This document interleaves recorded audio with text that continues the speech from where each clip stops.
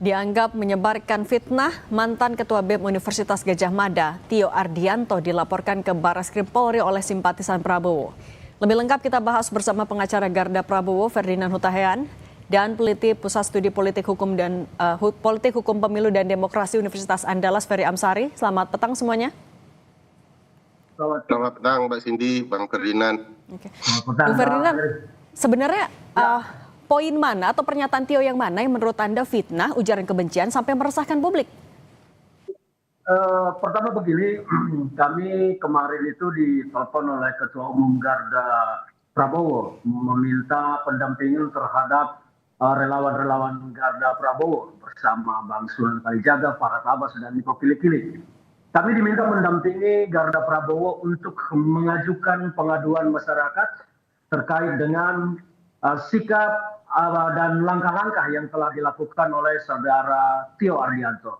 Ada dua hal yang memang disorot. Selama ini Tio ini kan bersuara keras tetapi dibiarkan.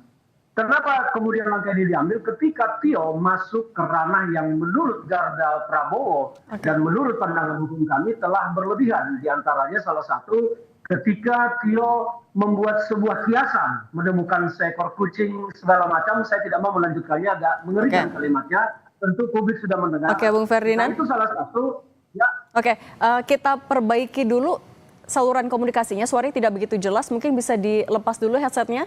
Nanti kita lanjutkan dulu ya, Bung Ferdinand. Sementara itu kita juga ke Bung Ferry Amsari dulu. Bung Ferry Amsari, ketika pelaporan ini dilakukan oleh simpatisan dari Presiden Prabowo Subianto, apa batasan ketika ini adalah kritik ataupun juga penghinaan seperti yang diklaim oleh simpatisan Presiden? Ya, untuk publik tentu tidak ada batasan mengkritik pimpinannya ya. Karena yang dimiliki warga negara hanyalah pendapat saja. Di ruang itu, itulah yang membedakan dengan alat kekuasaan negara ya, presiden dan lain-lain.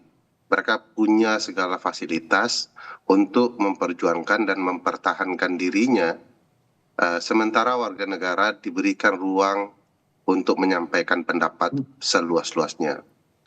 Tentu ada pertanyaan apakah dengan demikian warga negara berhak menyampaikan apapun, ya itulah yang dijamin oleh Undang-Undang Dasar 1945. Dan Undang-Undang Dasar adalah produk hukum tertinggi. Kalau kemudian tidak mau terhina, jangan jadi penguasa. Karena memang kekuasaan itu punya segala hal untuk menentukan. Mudah saja bagi penguasa menuding orang dan segala macam. Perlu diingat juga ini kan sebenarnya konsepnya delik aduan sebenarnya.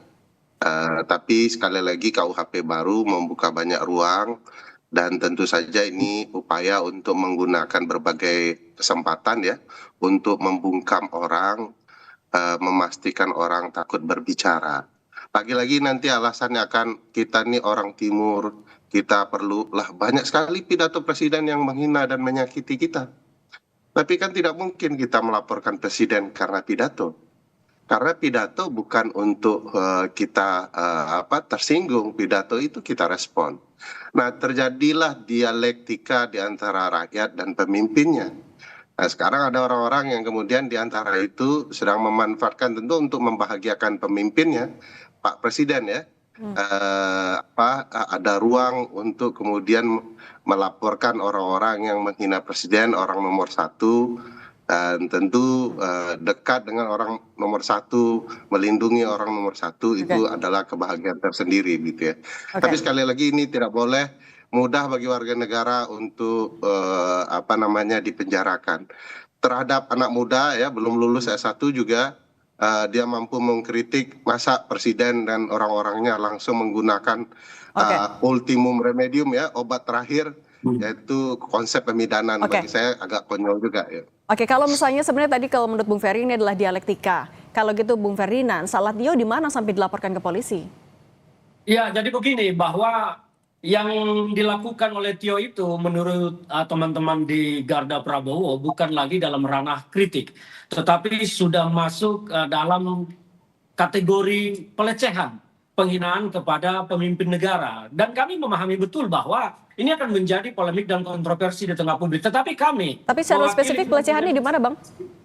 kepentingan pelecehannya adalah ketika Tio menggunakan sebuah perumpamaan dengan dia menemukan kucing yang kena skabies dan dia beri nama, memplesetkan nama presiden. Itu adalah poin yang kami anggap sudah di luar batas kepatutan. Kritik Tio selama ini termasuk soal MBG maling berkedok gigi. Rekan-rekan di Garda Prabowo itu tidak ada yang ribut melaporkan, semua membiarkan kritik. Bahkan semua statement-statement Tio didengar oleh pemerintah, didengar oleh Garda Prabowo dan didengar oleh relawan Prabowo. Tetapi ketika Tio menggunakan perbandingan perumpamaan tentang kucing skabies itu dan memplesetkan nama presiden, ya wajarlah pendukung Prabowo itu merasa tersinggung ketika pemimpin mereka dihina, dilecehkan dengan istilah yang kurang patut, dengan kalimat yang tidak. Tapi Maka Bu saya sangat Ferdinand, kalau menyayangkan juga. berkaitan dengan penghinaan presiden kan ini juga delik aduan absolut, harus presiden Nah, langsung yang... justru di situ poinnya. Nah, berarti tujuannya apa dong? Mengapa Garda Prabowo tidak membuat laporan polisi? Mengapa mengajukan pengaduan masyarakat? Nah, ini kan harus beda. Harus dibedakan antara membuat laporan polisi dengan pengaduan masyarakat. Jadi rekan-rekan Garda Prabowo ini meminta kami mendampingi mengajukan pengaduan masyarakat bahwa oke lah, ada masyarakat yang tidak suka dengan Prabowo, tetapi kan ada juga masyarakat yang mencintai Prabowo. Salah satunya diantaranya adalah Garda Prabowo. Mereka masyarakat, kelompok masyarakat yang merasa resah dengan statement-statement Tio yang melecehkan pemimpin mereka. Kalaupun Tio dan mungkin Bang Ferry menganggap bahwa Prabowo bukan pemimpinnya, nggak apa-apa. Tetapi Garda Prabowo ini merasa bahwa pemimpin mereka dilecehkan dengan memplesetkan nama dan sesuatu yang tidak patut. Itu yang pertama. Yang kedua, Oke, sebentar Bung Ferdinand. Ferdinand. Soal sampai situ dulu, kita minta tanggapan dulu dari Bung Ferry. Bung Ferry, ketika mereka akhirnya menggunakan jalur Dumas untuk melaporkan Tio, tanggapan Anda seperti apa? Ya, kita tahulah unsurnya tidak akan duduk, tapi itu kan bisa diduduk-dudukkan karena melibatkan presiden. Bang Ferdinand tahu juga bahwa analogi tidak bisa menjadi persoalan pidana. Tio menjelaskan secara analogi, tidak menyebutkan nama Pak Prabowo sama sekali. Sejak sejak kapan orang bisa menyimpulkan apa yang diplesetkan itu diarahkan kepada kita presiden. paham itu, makanya kita tidak iya. buka LP. Nah, makanya tunggu Bang, sabar Bang. Tetapi ini persoalan ini perlu ditegur. Analogi, ya sekali lagi Abang kan juga belajar bahwa analogi tidak bisa dipidanakan. Dan di sana saja sudah menjadi persoalan. Kedua, mengaitkan mengada-ada kan. Jadi bagi saya ini dipaksakan untuk menekan kemerdekaan orang untuk berpendapat, membangun persepsi kepada publik. Harus diingat kalau lengkap-lengkap membaca atau mendengarkan apa yang disampaikan Tio menyampaikan ini sebagai bentuk kesayangannya kepada sang kucing gitu ya. Jadi sayang orang bisa berbeda-beda Bang. Abang sayangnya begitu. Bang Ferry juga tidak usah berkamuflase dalam hal itu. Semua tahu tujuannya Tio adalah melecehkan presiden. Tio sayangnya ya mengkritik, menggunakan analogi. Kalau ini jadi pidana Bang, yang rugi adalah warga negara. Kita paham di situ Bang Ferry. Iya, tunggu dulu. Kita mengerti. Tunggu dulu, Abang sedang membuka celah seluas-luasnya untuk seseorang bisa mudah dipidanakan hanya karena faktor analogi. Kalau analogi di seluruh dunia ini dipenjarakan, penuh nanti penjara Bang. Jadi bagi saya tidak elok juga kalau tersinggung. Analogi harus dibalas dengan analogi. Oke, kita kasih kesempatan Bung Ferdinand dulu kalau gitu Bung Ferry. Yang mudah bagi publik. Oke, Bung Ferdinand silakan. Jadi kalau Bang Ferry bilang berlindung di balik analogi, bayangkan ketika bangsa ini dipenuhi oleh analogi untuk mencaci semua pemimpin-pemimpin kita dan saling mencaci oleh rakyat dengan analogi. Apa yang terjadi? Bagaimana tanggung jawab Bang Ferry sebagai seorang pakar hukum dalam hal ini ketika analogi menjadi celah bagi orang untuk menghina, melecehkan satu sama lain?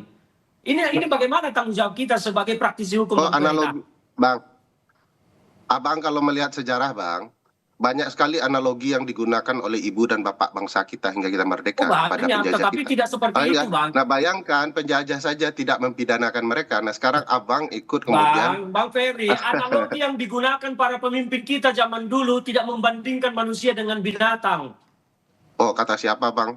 Coba kasih bukti sama saya analogi yang digunakan pemimpin kita dengan hewan zaman dulu seperti Oke, kalau gitu Bung Ferdinand, berarti Anda inginnya ketika dilaporkan ke polisi ujungnya sampai mana? Sampai pidana itu dikabulkan juga oleh polisi? Jadi begini, tujuan Garda Prabowo mengajukan Dumas menyampaikan pesannya bahwa ada keresahan masyarakat, kelompok yang mencintai Prabowo, bahwa statement-statement seperti ini tentu akan menjadi cikal bakal sesuatu yang tidak baik di negara kita. Orang akan memiliki kebebasan mencaci. Kita tahu bahwa konstitusi melindungi hak semua orang untuk berpendapat. Tetapi konstitusi tidak melindungi orang untuk melecehkan, memaki, mencaci, bahkan itu menggunakan analogi. Jadi kita jangan berlindung di balik analogi. Ini yang tidak boleh kita biarkan, karena dampaknya ke depan semua pemimpin kita, bahkan kiai, pendeta dan segala macam bisa kita caci maki menggunakan analogi kalau berlindungnya di balik analogi. Nah, inilah yang mau kita tegur, kita ingatkan publik bahwa semua ada aturannya. Oke, kalau gitu memang, saya juga minta tanggapan Bung Ferry. Bung Ferry, kalau menurut Bung Ferdinand semua ada batasannya, tapi apakah ini juga akan jadi presiden sebenarnya dalam kebebasan berpendapat? Ya, kalau saya akan mulai gini ya, tadi kan beliau menggunakan analogi, tidak pernah menggunakan kata binatang. Dalam pidato Pak Presiden tanggal 20 bulan Juni ya, dalam pidato itu Presiden bahkan membandingkan derajat negara kita itu lebih rendah daripada anjing, sehingga perlu ditingkatkan. Itu pidato Presiden. Kita merasa itu tidak terhina dengan analogi itu, karena itu bukan analogi, Bang. Bukan analogi. Dengar dulu, coba Bang. gini loh, Dengar, kalimatnya Tio itu, mohon maaf saya ucapkan, mohon maaf kepada Tio menyebut Prabowo Subianto kucing. Kita dengar dulu kalau gitu Ya kan bukan tanggapan dari Bung Ferry, Bang. Sebagai seorang praktisi hukum membiarkan itu, Abang saja yang mudah tersinggung. berlindung di balik analogi. Jadi ada seorang anak muda pintar menggunakan analogi Tio itu nggak pintar, Bang. Jangan disebutnya mengkritik Bung Ferry dan Bung Ferry. Kalau dia pintar, dia tidak akan menggunakan pemimpinnya, kalimat seperti itu. membuat banyak orang tersinggung ya, dan inilah yang terjadi. Satu-satunya membungkam untuk anak muda pintar ini adalah Enggak, ini bukan pembungkaman. Poinnya sudah kami tangkap, Bung Ferry dan Bung Ferdinand. Terima kasih sudah berbagi bersama kami pandangan di Kompas Petang, Bung Ferdinand. Supaya bertanggung jawab dalam menyampaikan pendapat. Ya baik, Bung Ferdinand sudah kami tangkap. Terima kasih Bung Ferdinand dan Bung Ferry Amsari. Terima kasih. Terima kasih.